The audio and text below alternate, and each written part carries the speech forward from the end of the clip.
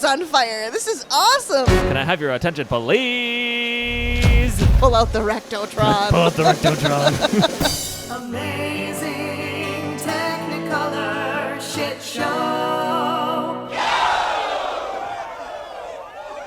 Hello and welcome. This is Amazing Technicolor Shit Show, the podcast where we explore the fumbles and follies from all levels of live theater. My name is Elle. And I'm Trev. And if you're new to the party here, we're a married couple from the Midwest, and we're theater enthusiasts.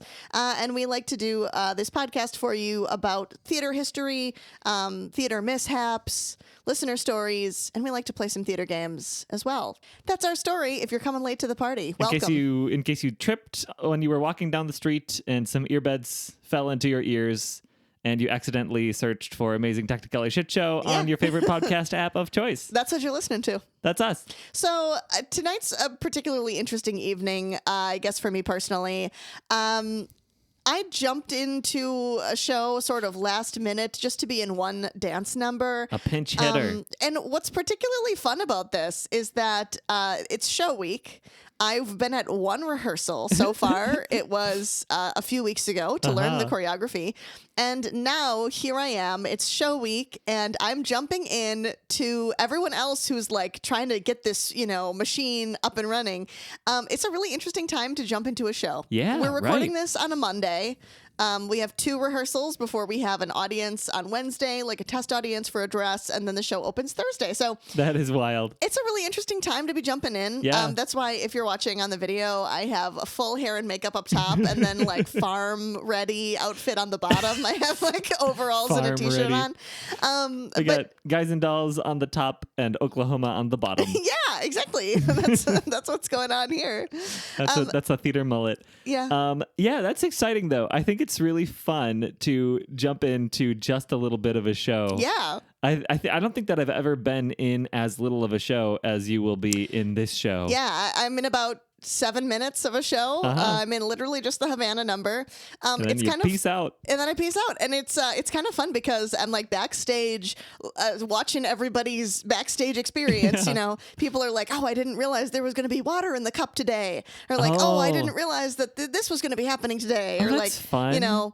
It's kind of a fly on the wall moment. Yeah, it really is. Because I'm just like backstage, watching everyone, get their wigs on and get ready. And, yeah. Oh, how sweet. Kind of fun. Well, best of luck. Break all of the legs. Thank you. Yeah. And I don't think I've ever been less nervous about a production because it's literally been happening without me this whole time. So like, what's even going to happen if I don't show up? What could happen? Yeah.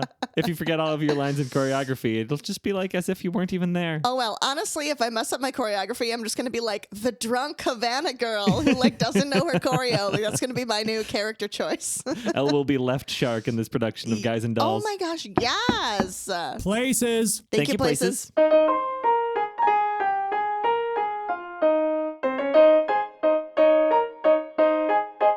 Ladies and gentlemen, can I have your attention, please? I'm talking today about medicine shows. Medicine shows. Okay. Is a new genre of theater that actually exists, come to think of it. Yeah. As a matter of fact. Okay. Medicine shows were these touring acts in Europe and the U.S.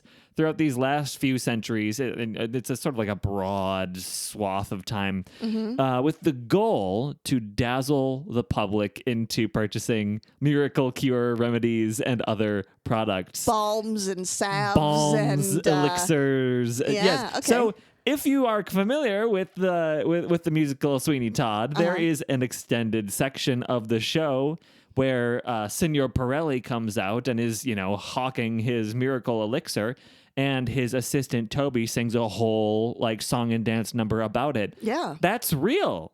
That happened hundreds and hundreds of times in Europe and the US. I did not know this. Okay, cool. I guess it's not one of those things that you consider was a real thing, but like, of course it was a real thing. Yeah. Like, that's why. And not only was it a real thing, but they used theater to sell their products. Yeah. That nobody's going to listen to just some guy with a bunch of vials in a in a bucket. Yeah. But if you are, going through your market, I need 6 eggs. that's too expensive. And then you look to your left and there's a whole song and dance being performed. You go over there and he's like, oh, what's going on here? And then they hit you with the sell. Yeah. Then they say, gosh, your hair looks like it's thinning. I got something for that. They say, see this chap with hair like Shelley's? You can tell he's used Pirellis.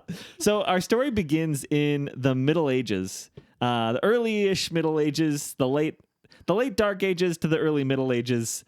Okay. I'm fuzzy on the timelines. Okay. The timelines are fuzzy. Yeah. This is a land before time. This is when people weren't very good at keeping documents Yeah, and right. writing history down. So a lot of shit got lost back then. But generally, there's this time in which the art of theater is pretty much dead throughout Europe, at least formal theater. The theater was suffering the wrath of the Roman Church, and so all of the theater that was happening was like individual people who wanted to be actors or small troupes would just like do shows in really, really scrappy ways, like in the town square and these little pop-up situations. So if you wanted to be an entertainer, you'd have to go at it alone or with a small troupe and probably travel from town to town, juggling or doing whatever until that town gets bored of you and then you move on. Or you could get hired by somebody who wanted to use your acting skills for more dubious purposes. Ooh, dubious purposes. Sign me up. It was not uncommon for traveling companies to come into town and do their best to scheme and swindle the community out of all of their hard-earned money. And they would need actors. Yeah. As an example, in literature, Chaucer's Canterbury Tales sometimes is viewed as like a historical document because, super old story about, things that would have been funny at the time. Canterbury Tales has a story of the pardoner who admitted to selling fake religious relics that were supposed to absolve sins. And so this is the kind of operation that would require a charlatan, somebody who really is good with a crowd, quick with words. You need a charismatic person if you want someone to believe some shit that's not true. So we see evidence of this kind of fella throughout the early Middle Ages into the Renaissance and beyond. Charlatans, quacks, mountebanks is another common word for this. Mountebanks. I can just see the ad in the little paper. Mountebank wanted, nefarious purposes. Must be good at waggling fingers. It seems like one of the most lucrative businesses eventually that sort of popped up was the business of patent medicine. Okay. Where all of a sudden it was legal to put your name on a bottle and say, only I know what's in this bottle and you don't get to know it. And that's why I get to charge, 10 pence instead of 5 pence or whatever. Secret recipe, miracle elixir. Miracle elixir. It's exactly it. So this was a perfect situation for a traveling group of swindlers. You'd pop up in a town, sell a bunch of cure-all tonic, and then when everybody finally realized that the bottles were filled with nothing but piss and ink, you were already gone and in the next town peddling your bottles. And yes, just like Pirelli, a swarm of quote-unquote doctors were touring through Europe and the US, scamming entire towns left and right with these purported miracle elixirs. And what they'd do is they'd put this entire show on to distract people from thinking too hard about it all. So the troupe rolls in, they set up a stage, and they perform free entertainment with music and comedy and dancing and more. And then the doctor comes out and dazzles the public with his knowledge of medicine and the human condition. He talks about all of his travels to distant lands and makes a huge spectacle out of the fact that he's, very, very smart and he's got all these credentials. And what's that? Oh, there's a crate of 40 bottles of these elixirs, and then these are the last ones I have. They're all gone after this. They're only half halfpenny per bottle. I don't know, but they'd all get snapped up immediately. But interestingly, we find ourselves with another episode of semi-theatrical origins of current phrases. Oh. In the 18th century, it was a common recommendation to treat skin disease with oil harvested from the pit viper. Oh. This snake oil. And more than that, the con men who peddled it through these medicine shows, they became synonymous with quackery itself as patent medicines were developed, combining regular old mineral oil with ingredients like cocaine and alcohol and opiates. So something's definitely going to happen to you if you take this. They work. You're going to feel something. You're going to feel a big something. But whether it's helping medicinally or not remains up for debate. Remains debate. But these are very commonly prescribed medicines at the time. I mean, back in the day, people used to, prescribe cocaine for all kinds of stuff. For sure. But let's talk a little bit more about the shows, because that's really the most amazing part of all this to my mind. We're here for the theater of it all. We're here for the drama. We're here for the drama. The two most famous companies to put on medicine shows were the Hamlin's Wizard Oil Company. Wizard Oil. And the Kickapoo Indian Medicine Company. Oh, These are both in America. Hamlin's Wizard Oil troops traveled in custom wagons with these built-in organs. They were a lot about music and jingles, so I won't talk about them too much. But the Kickapoo Indian Medicine Company was much more theatrical. And, of course, they carried an additional layer of problematic everything because of the appropriation. Yeah, obviously. The company was, of course, not owned, not run, or even not really influenced by any Native Americans. It was founded by the very white Charles Bigelow and John Healy. Okay. It's just two doofuses, as they were trying to sound as exotic and as mystical magical as possible. Yeah, okay, that tracks. The company was headquartered in Connecticut, but they had dozens of these traveling troops simultaneously touring the country. At one point, they had more than 100. These troops would be made up of, so some Native Americans would be in these casts, and, some of them would be using makeup and, whatever. Yeah. It's most likely that most of the actors would just put a bunch of feathers in their hair and pretend. Yeah, be appropriating. Right. They would perform these simulated war dances and acrobatics and fire eating and these kind of acts that sort of pretended to be mystical and magical and, it works because I don't understand it kind of way. Yeah, okay. But there were also other performances. These troops also performed vaudeville shows and songs and even these circus-style acts with trained dogs.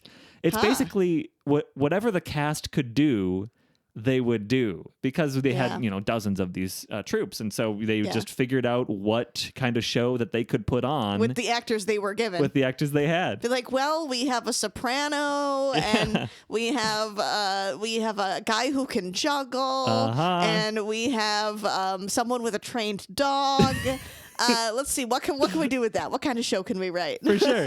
Wouldn't you love to be the trained dog owner? Yeah, right. But they were truly entertaining affairs. Like, people wrote about these as exciting events when the Kickapoo Indian Medicine Company would come to town. Yeah. It's like the circus was there. Yeah. Oh my gosh. So this company sold a whole host of remedies and cures and elixirs, all of which were garbage. Their main product being Kickapoo Sagwa, which was a, quote, blood, liver, and stomach regulator, which was really just alcohol and laxatives. Oh my. So...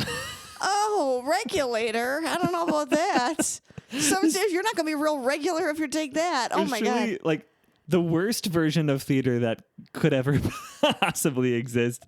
This wagon rolls up. There's an awful display of made up cultural dances and practices. And then you're shitting your pants for days. Just to be swindled into buying laxatives. It's ridiculous. And there would be a lot of actors as part of the troops that would be like, audience shills pretending to be, pretending like they're watching the in show. Like, excuse me, ma'am, do you mean to tell me that this is only a halfpenny? Yeah, right.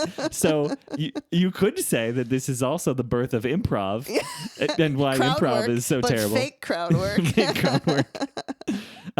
But yeah, there's also the pitch man, which would be the Tobias character from Sweeney Todd. Yeah. Making all of the claims and really working up the crowd so that the doctor can come in and do the whole thing. Yeah. But yeah, so Pirelli in Sweeney Todd is basically this, but honestly less ludicrous. Yeah, less bad, Yeah. quite frankly. Yeah, right down to the happy-go-lucky song, the shills in the audience, the pretending to be Italian because a foreigner implies that you've got credibility, like exotic knowledge that's better than anything local. Yeah.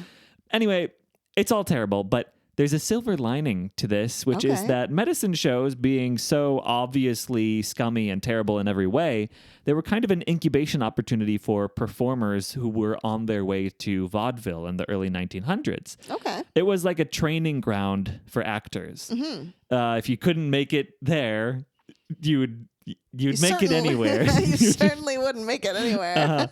But you'd make it in these traveling shows. Yeah. Plus, in America, especially in the South, in the late 1800s, early 1900s, these less savory companies were much more likely to hire black performers than any other, professional venues that were, concerned about their appearance or their whatever. Appearance, right.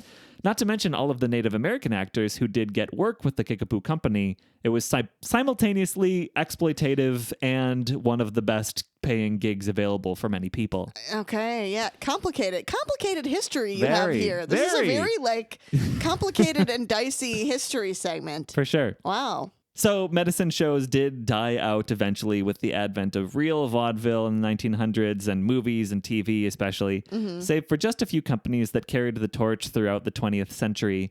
The last medicine show company to die was Doc Scott's last real old-time medicine show, which actually started in the 1930s with Doc Scott and continued until about 1990, gradually transitioning from an earnest attempt to sell herbal laxative into eventually kind of like a pastiche send-up of what the genre used to be. Oh my gosh. So it was around until the 90s. There was still a medicine show. Yeah, and they sold medicine right up until the end. Wow. In the 80s, 90s, they were selling it as snake oil, just for fun. It was like this medieval times of medicine shows. Like a fake medicine show. It looks really cute. They would tour the country and they'd perform at arenas and also nursing homes and senior centers. That's just really fun. Having a good time.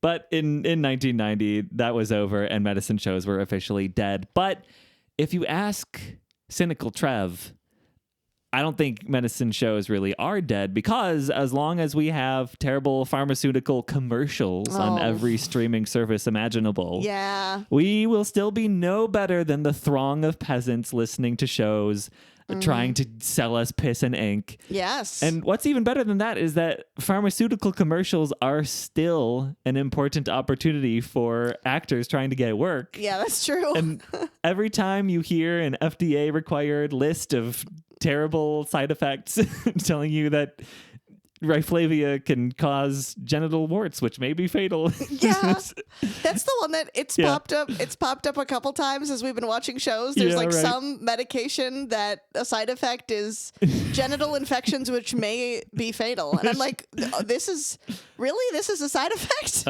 This is worse than whatever you're trying to treat, apparently. Apparently. But it's part of a long tradition. It's the great grandbaby of the wild world of medicine shows. The snake oil salesman. That's right. Wow. Interesting. This product is not FDA approved. This podcast is not approved by any governing body, public or private.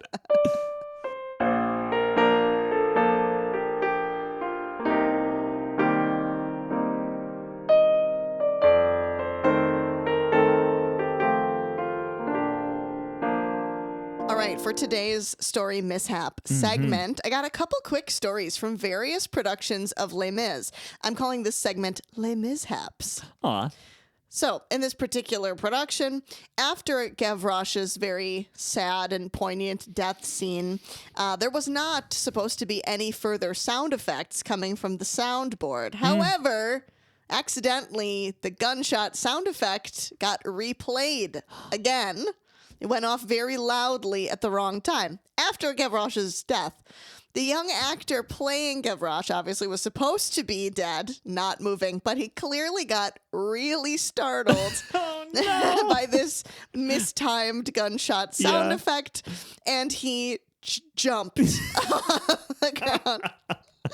The audience chuckled quite a bit. Oh. And then the chuckle turned into an aw. Because he was just a child Yeah, actor. he's just a guy. He's just a child actor after all, doing his best, trying to stay professional. Yeah. Oh my gosh. That's so funny. You don't want levity in that moment. Yeah, we're not trying to add humor to this section of the show. All right, next little Les Mis related Les Mis-hap. In this particular show, something went wrong with the flying contraption used to lift Javert at the end of his very dramatic death scene. Oh. And the poor actor leapt up only to land with a thud on the ground. To attempt to cover it, he walked slowly backwards with a look of panic until he actually hit the back wall and then fully sprinted off into the wings. A long moment of shocked silence afterwards, and nobody knew quite how to handle it. They didn't know if it was a mistake or if this production had just implemented another cost-cutting measure. It's like in the movie where he falls onto the rock and there's the terrifying smack That noise. is one of the worst movie adaptation musical scenes. It's really terrible. We were watching it in the theater and I went, oh, It's gross. It's terribly gross. I was horrified by that. But maybe better than slowly walking backwards and then with a look of hitting the panic. scenery. Oh man. Okay, so my last Les Mis-hap, this actually comes from an article. This was from What's on Stage, an article by Alex Wood from 2019. So this was a touring production of Les Mis that actually had a little hitch when the barricade caught fire. So according to reports from this auditorium, one of the stars who was playing Javert, he was climbing up the barricade with like a flaming brand, and he accidentally lit part of the set on fire during the famous revolution scene. Yeah. So this incident actually caused the show to stop, obviously, I would hope so, as yeah. you would expect. It was only for about 10 minutes, which is actually a lot less than I would have expected. There's like an actual fire on the stage. So the fire was, quickly caught out, not a whole lot of damage. And so the performance was actually able to continue after this happened, which is great. That's impressive. But according to social media, the audience at first did not realize that it was not part of the show. They just thought that it was some surprise pyrotechnics. Yeah. They're like, wow, the whole barricade's on fire. This is awesome. And then the curtain crazy. closed and they were like, oh shit. Oh, no. So this was not part. Apparently, all of the people who were playing corpses across the barricade, when it caught fire, they all got up and skedaddled off the stage. The corpses are all on the move. The revolution was interrupted by a zombie uprising. Right. This article actually began with, "A little fall of rain would have done them all some good." That's very clever. Very clever. I was trying to think of something. I don't know if I could do better than that. Yeah. I was doing something like red, the color of the set on stage, the fire. Yeah, they could have used a big old bucket of piss with ink to put that out. It's true. It cures all, including stage Puts fires. out those pesky barricade fires. Well, hopefully it's not the one with alcohol in it. Yeah, hopefully not. 5 minutes. Thank you, Five.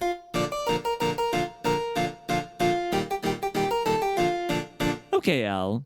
I was preparing for this Thank You Five, and I thought it would be fun to do something with old-timey, real-life cure-alls and panaceas and elixirs. Okay. And I think the only thing that I can think to give you is that I will tell you a real-life product that existed. Okay. I'm going to tell you the name of it. Okay. And I'm going to ask you if you can tell me what it does. Okay.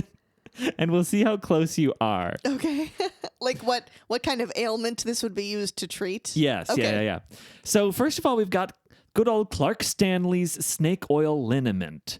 And I wonder if you can tell me what snake oil liniment is for. Now, let me tell you, it's got 11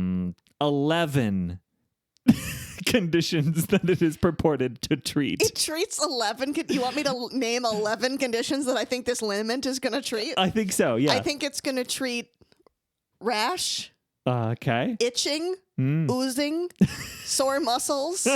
That's ding. A personal lubricant. I think. No, that one's not on the bottle. No ding. No? Okay. Sore muscles though. Yeah, definitely. It's a liniment, so maybe it could also be used as a rouge or lip tint. No, it looks like mostly for relief of pain. We've got for rheumatism, neuralgia, sciatica, lame back.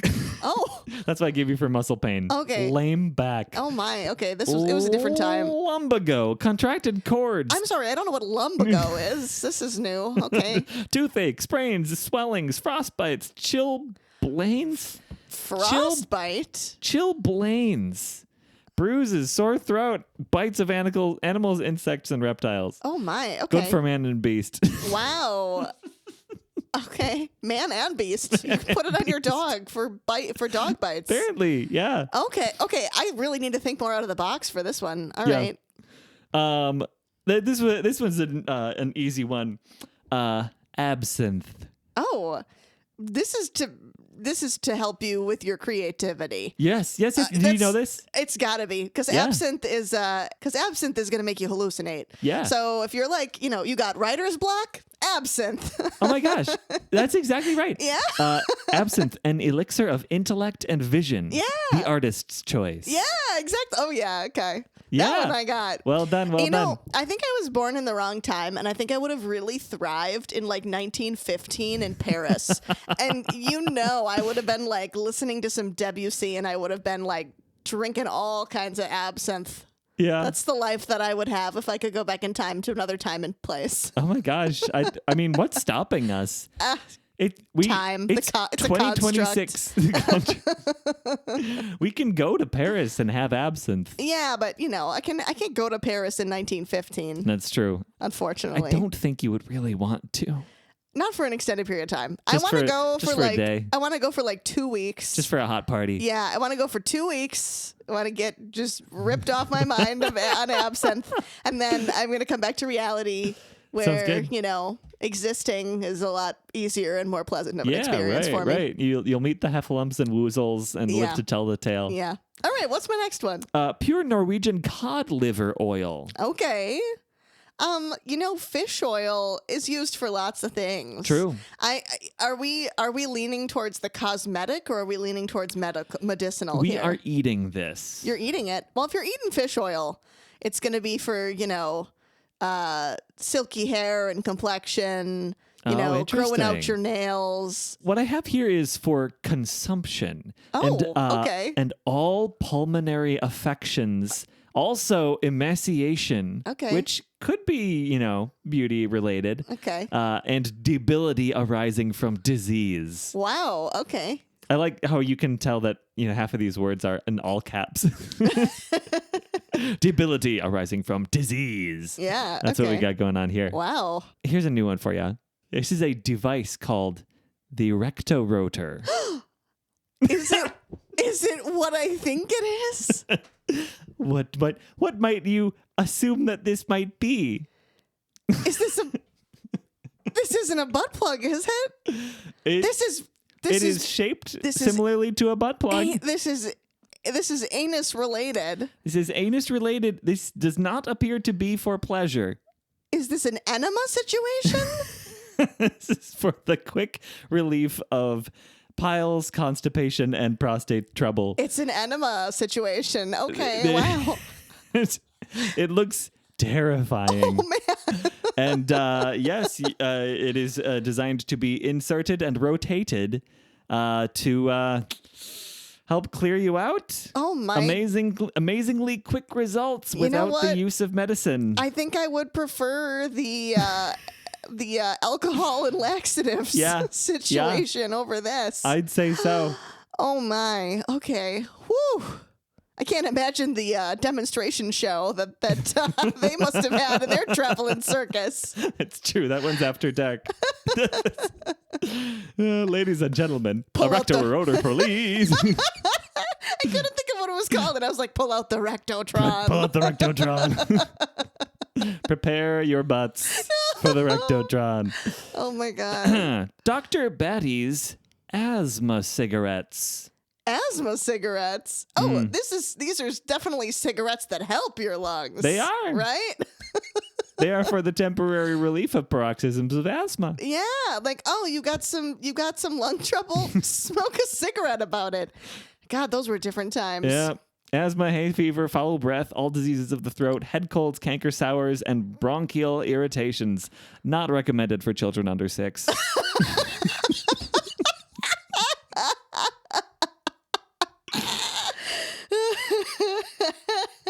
Yep. That one got me. Well, that is our show for today. Thank you so much for listening. And if you're watching over YouTube, thanks so much for joining us here in the green room. Send us your stories. We would love to hear theater-related mishaps, especially. They could be mishaps that you witnessed when you were watching a show, mishaps that happened to you while you were performing in a show. Again, any level of theater. So school theater, community theater, college, regional, professional. We want to hear all those mishaps. You forgot traveling medicine shows. Traveling medicine show. Send those mishaps to us at amazingtechnikolershow@gmail.com, or you can visit our website and send them to us that way, amazingtechnikolershow.com. You're so good at saying our email address and URL. It always takes me like 7 takes. Trev has to take several takes at it. I can usually get it on the first try. It's impressive. Piano accompaniment was provided by Paul Thelen, and our stage manager is voiced by Daniel Schneider. I would also like to note that I say accompaniment correctly 100% of the time, and Trev also has to take like 2 or 3 times on About that 50% of the time I say accompanist. If you like what you hear, give us a good review on whatever podcast apps you use, and tell your friends about us. And if you don't like what you hear, tell your enemies about us, and we're going to try to sell them the Rectotron. I don't know if they'll want to buy one, but, we're going to do our best to sell them. We're going to swindle them into buying a Rectotron. We're going to swindle pretty well. We got some good swindling actors on our side, some charlatans and snake oil men. And amaze. Yeah. We will wheedle the money right out of their pockets. Yeah, they won't know what hit them. Again, thank you so much for listening, and whatever it is you're up to, be it on stage, off stage, or in your life, break a leg. Amazing.